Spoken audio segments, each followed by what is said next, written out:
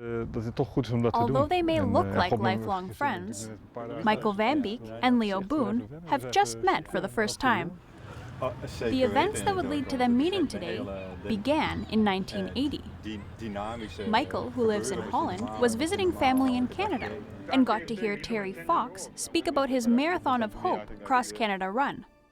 He was so eager on his goal, he was so convinced, and it was almost like a big brother I was always like to have. And it was Terry Fox's strength that would come back and inspire Michael when he was diagnosed with sarcoidosis. I felt sorry for myself, and suddenly the words of Terry Fox popped back into my mind, like having hope, follow your dreams, and instantly I knew what I should do.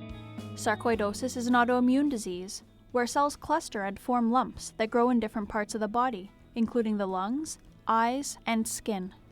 At first I thought I had a burnout on my job, because I had a very stressful job. But I had all kind of weird things, like lost vision in my eyes, totally memory lost, itching the inside of my body, all kind of weird things. I didn't dare to tell my wife, but I thought I was dying at the time. But instead of continuing to feel defeated, Michael came to Canada to cycle across it and follow Terry's route. He began his trip across Canada on April 12th at 8 a.m., exactly 35 years after Terry, in the same place. The challenges started for Michael right from the first day when he hit a snowstorm on Highway 1. The first night I was devastated. Coming into Whitborough, totally gone. I called my wife and kids and said I'm coming home. And the wife of the Moorland Motel, she said, the woman, she says, well, just take a good night, we'll see you in the morning. And the next morning, she said, I don't charge you for your room. I said, what? You don't charge me for my room? Yeah. She said, do you know in what room you slept? I think, what? Do you think I'm crazy or something? Well, I don't know. But she said, no, it's the same room that Terry Fox slept in 35 years ago. In Ottawa, Michael got some encouragement from Terry himself when he visited the Canadian Museum of History. There was an expedition of Terry Fox, and I was reading his journals there. Especially for the first 5 days, they were almost literally how I felt at the time. Seeing rocks, snow, ice, but also Terry had his doubts there. Michael made stops at hospitals along the way to support people with cancer, and even met some with sarcoidosis.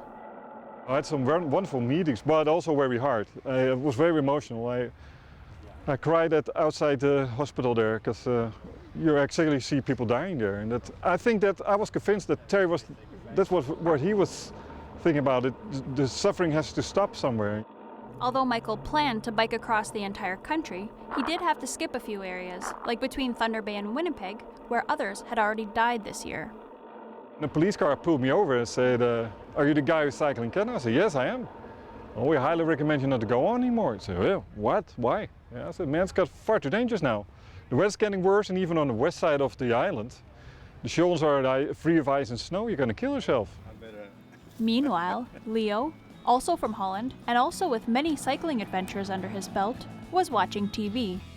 I just happened to catch a news flash on him from Calgary, and lo and behold, I found where to find him, and and I contacted him.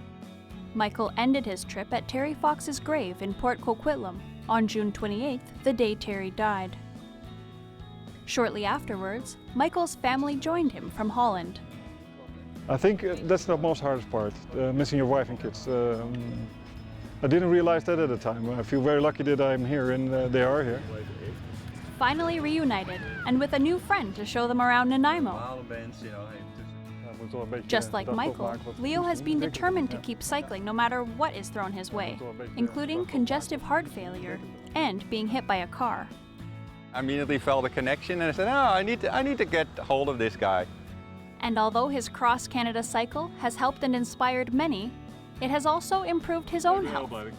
Today I feel a lot better. I feel more energetic and well, it's not exactly the same as before, but almost. And I think I'm lucky, yeah, really. For Go On Shaw TV, I'm Fiona Shedden.